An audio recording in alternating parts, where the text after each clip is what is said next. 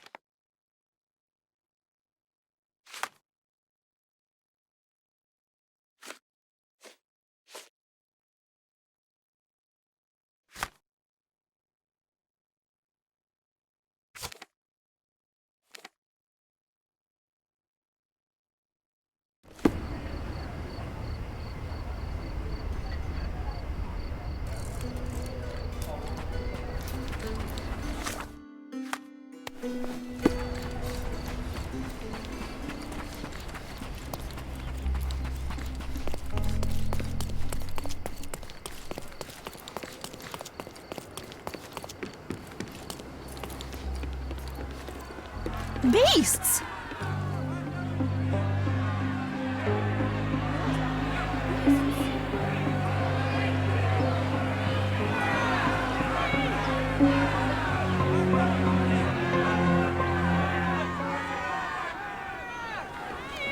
Murderers! They're completely livid. First they come to our land, then they murder our people. Drop it! Sir, this place is off limits to the public. Please state your business or leave, or I shall request that the police escort you out. My name is Sherlock Holmes. I'm a private investigator. I'm looking for a witness for a case. A private investigator? Really? Even so, you're not authorised. I can't let you in. And you are? I'm Ronald Harlow, here to handle the refugee situation on behalf of City Hall. I'm the acting supervisor here, so I have full authority here to ask you to leave, or I shall order the police to detain you for trying to pass the blockade. Please, step back.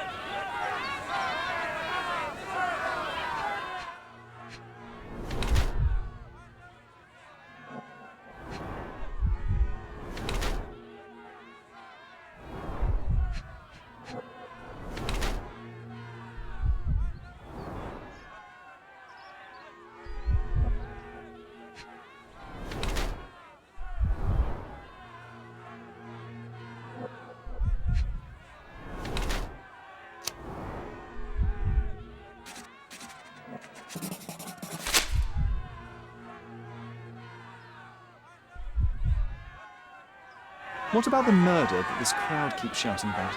It's mere assumption. I assure you that the situation is under the police's control. I know you want to deal with this in the right way. You are obviously a professional and a responsible person, but you clearly have never handled a situation like this before. I am handling it, Mr. Holmes. Don't question my capability here. And tell me how you do it. You can't even calm this gathered crowd, and as for the police, they're not quite managing it either, are they? You consider yourself a problem solver, but until today, you've been solving problems sitting at your desk in a dark corner of a city hall room. Here, you need a more practical approach. What are you driving at, Mr. Holmes? I can help you to handle the situation if you're truly interested in solving things quickly and quietly. And how exactly would you manage that? Simply tell the police that I'm with City Hall and I'm permitted to investigate the scene. I'll work out the rest, but in return I need your help finding my witness. She's a young refugee. She's with child or was with child recently. Look, there is indeed a dead body inside the camp.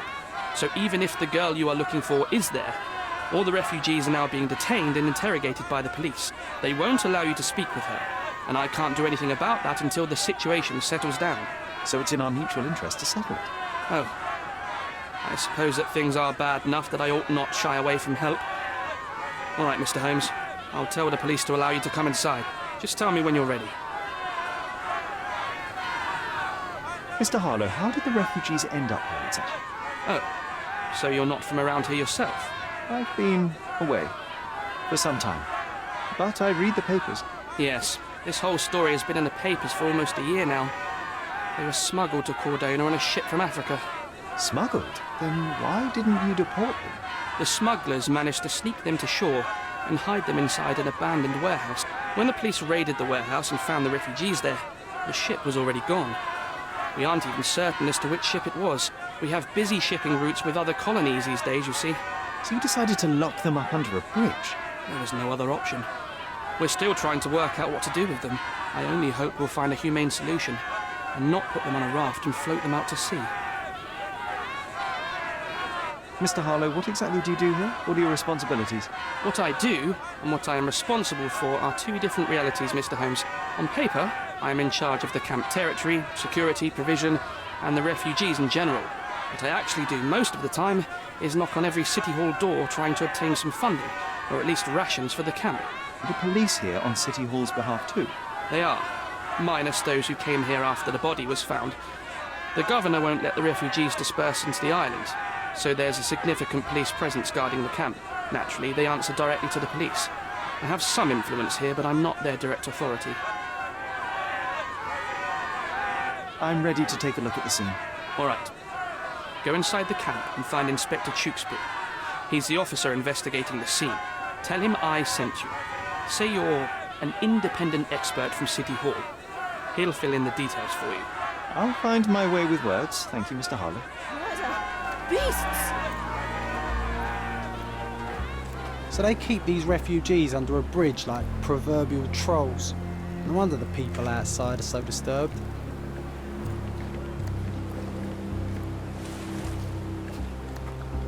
Who the hell are you? How did you get in here? Mr. Ronald Harlow let me in, sir. I'm Sherlock Holmes, a surveyor of refugee affairs with City Hall. You're Inspector Tewkesbury, I presume? A surveyor? What does that even mean? In short, I've been sent to conduct an extensive report on the incident for the Colonial Office and to assess all the damage inflicted on state property. Got it. Another paperworm sent to count money and get food for archive mold. Go on, look around, but don't make yourself too at home.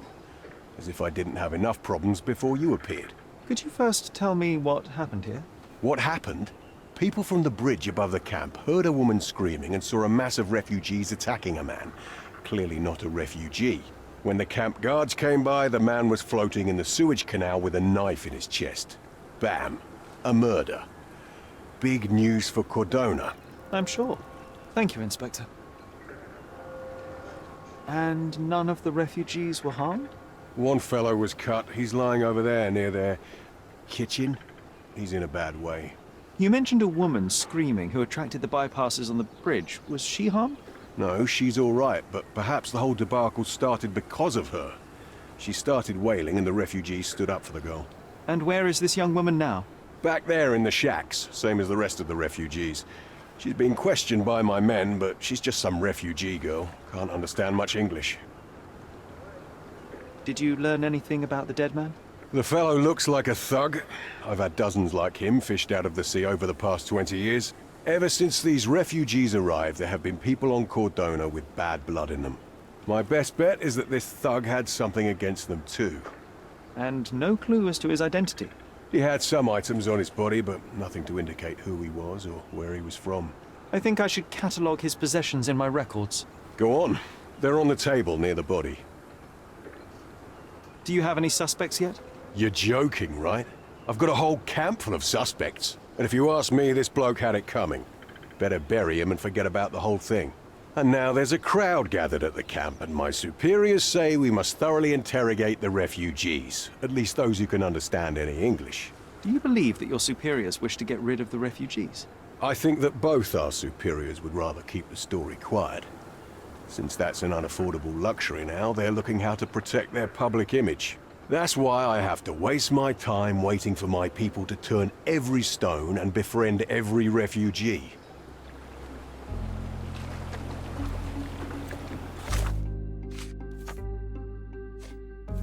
Here we go again. Number of hours on Cordona before stumbling upon another dead body? 0.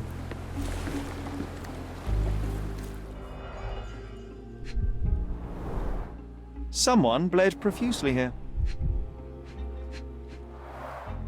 A fresh crack, as if the crate was hit recently.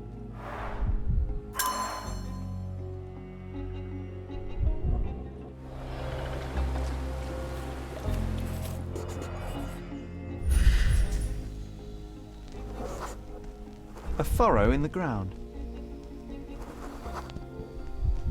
A blood trail leading to or from the canal. clearly a left handprint here.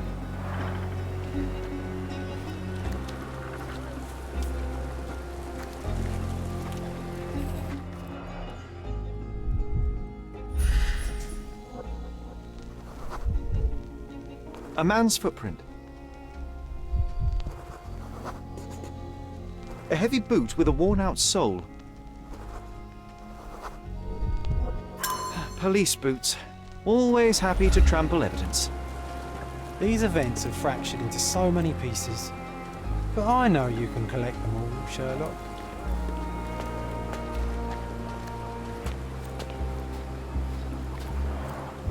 Oh, carnelian agate beads, a traditional African adornment.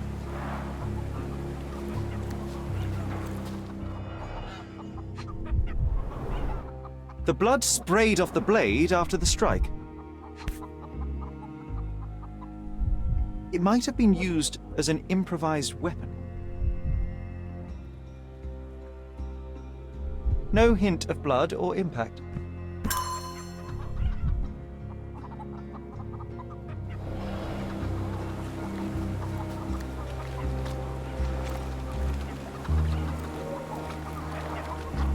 Someone was dragged against their will. The refugees have been detained and will not leave until all the circumstances are clarified.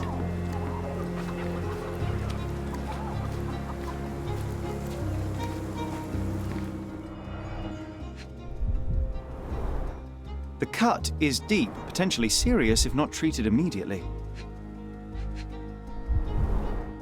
He is in shock, feverish and dehydrated. Sherry, you know first aid. Surely you have a duty to help this man. You can't leave him to certain death.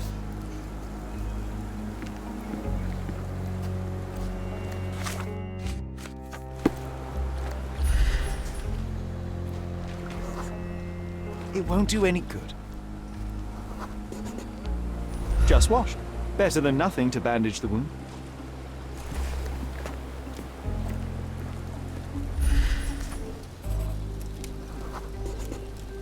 I'll use it to create a solution.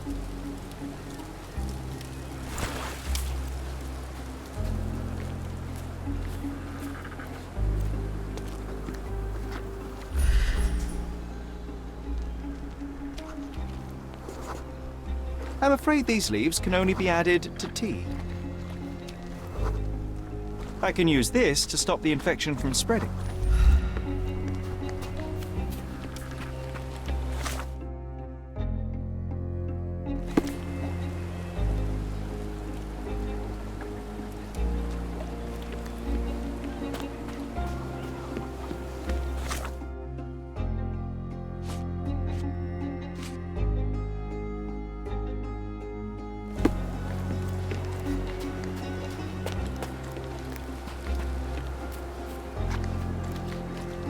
I've collated all the ingredients, now to prepare the first aid solution.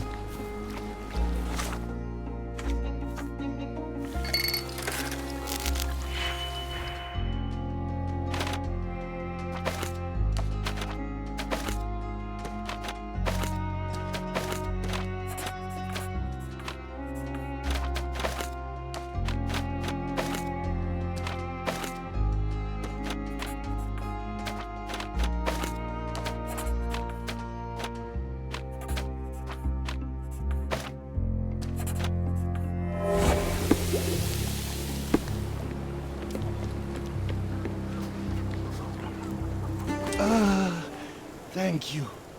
This should make you feel better, my friend. Now remain lying down and drink as much water as you can. Well done, Sherry. At least he won't die from the infection.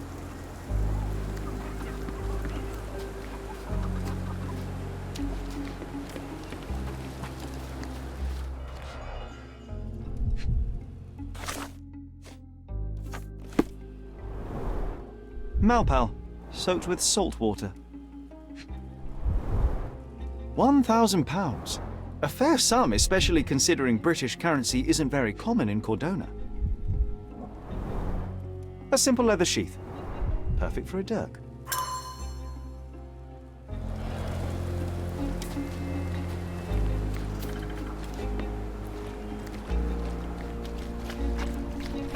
If they find out about the passage, everything will go to hell.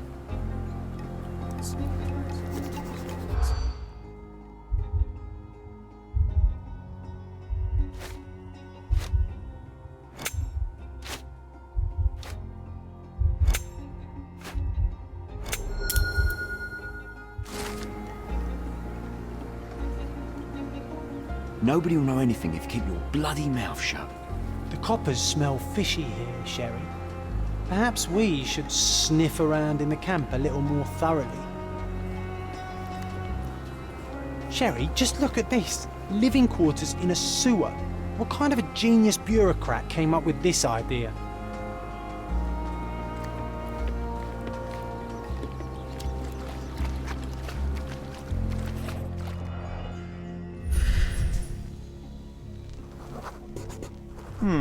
Coal dust under the nails. I don't see much coal around here. An interesting tattoo. Does it mean something?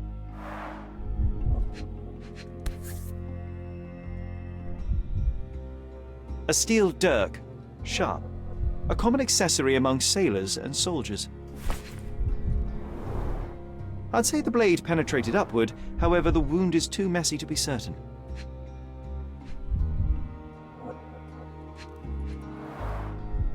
Heavy boots, with one sole far more worn than the other. This man was limping John. A violent death. This man, limping. Coal dust. I think we're onto something here, John. You know what? I'd like to understand. What? How did our dead man end up inside the camp in the first place?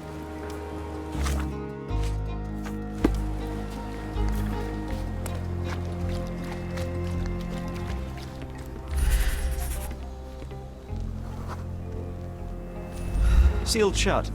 I doubt our man could get through these grates.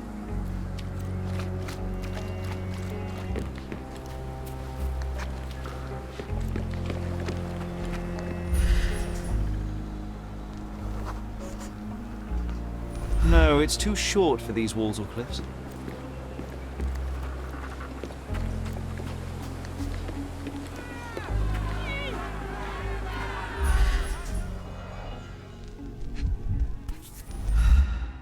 A single Malpal butt. Roadman cigarettes. A brand highly regarded by law enforcement officers. So there wasn't any sophisticated infiltration plan. The good old police just let the man into the camp. Now we have everything we need to get the full picture of what happened at the camp.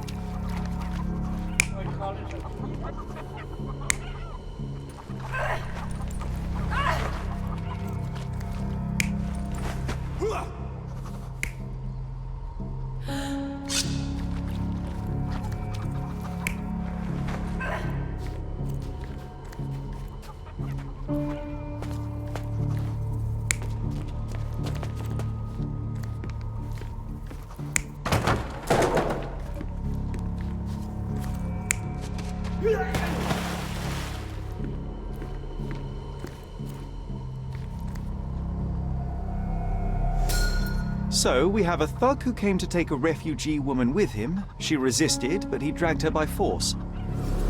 One of the refugees stood in his way, armed with a stick, yet he could do nothing against a cutthroat with a blade. The man didn't anticipate that the other refugees would intervene and stand against him. In the confusion, the woman managed to break free. The thug took fright and fled. He was stopped by the falling crates. He stumbled and fell, piercing his chest with his own blade. However, the wound didn't cause instant death. He managed to stand, but still bleeding, he lost his balance on the bridge and fell. Before all of this, the man had freely entered the camp through the main entrance. The police admitted him after they had a short smoke together. You live by the sword, you die by the sword. In our man's case, it's the same sword.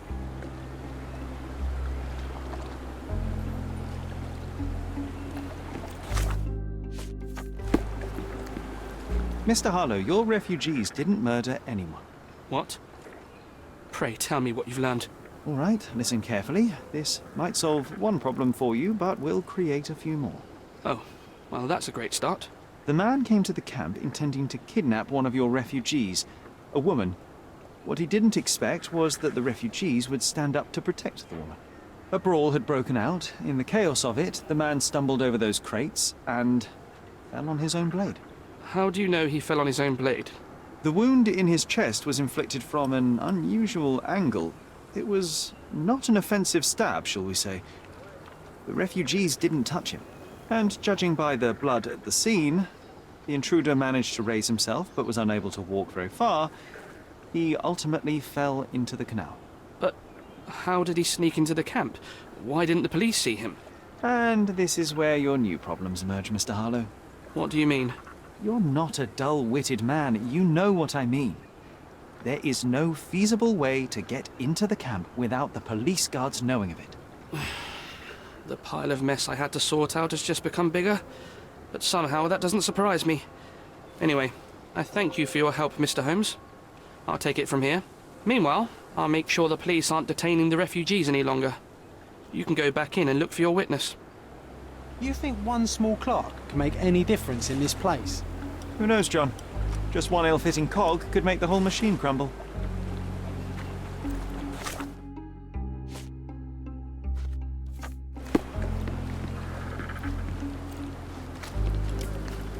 Help me, please. Sorry. We don't see much here. Are you able to help me? They often take us from the camp to work. Most don't mind, though. It's the only way to get a glimpse of freedom. Was that depravity in the photograph one of the workplaces the refugees are taken to? And all the while the police look the other way. Ugh, typical.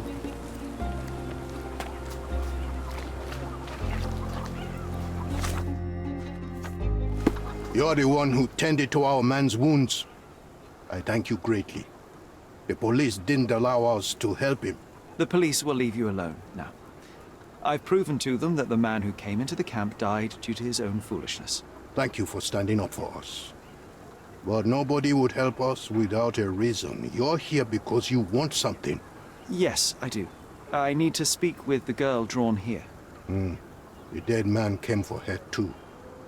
He wanted to take the girl away, but we won't allow her to be hurt again. What do you want from Naylor? Naylor. She was hurt some time ago. I'm here to find the people who did this and bring them to justice. And to find them, I need Naylor's help. Will you let me speak to her? Justice. There's no justice on this land. But you helped us, so maybe your words are not empty. You can speak to Naylor, if she wants it. But I will be watching you. Hello, Naylor?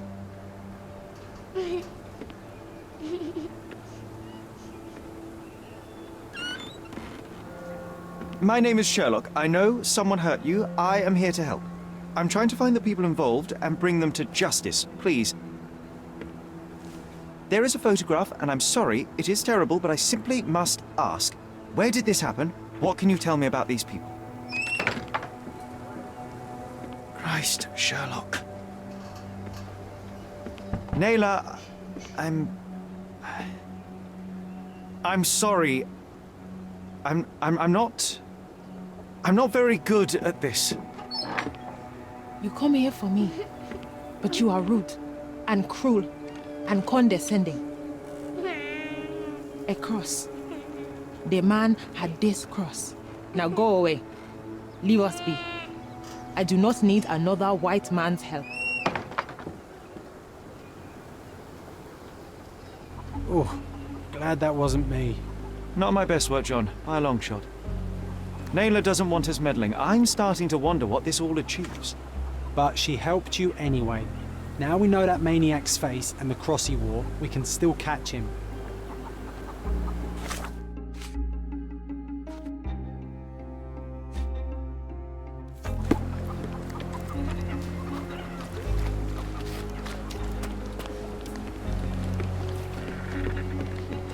You still here? The intruder has a most peculiar tattoo on his neck, 2 lines and a point. Do you know anything about it? You really want to know, kid? Why? You want to play a policeman or something? I'm sure you have it in your records, so it won't hurt if I have it in mine. In my records, it's just a tattoo, as it should be in yours. Ah, to hell with you. Suit yourself as to what you're going to do with it. Off the record, though, such tattoos are often connected to a man named Mr. Niccolo Bernadotti. Bernadotti, you say?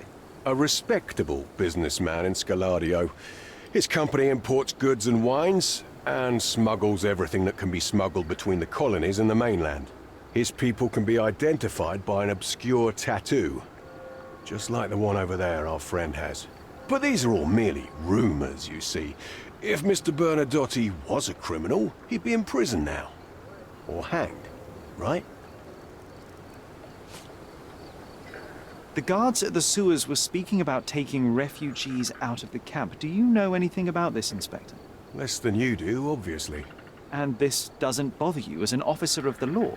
I can neither punish them nor put them on the right track, if that's what you're asking. Maybe your friends at City Hall could do something about it, but I seriously doubt that. To be honest, I'm sick and tired of being frowned on for my uniform. If those fine gentlemen you've eavesdropped on are in some shady business, that's on their heads. So there's a smuggling ring in the camp. This wasn't the first time that someone freely entered the camp to take a refugee out. At least it was certainly his last time. My gut tells me that we'll learn more about this ring when we find out where the thug came from.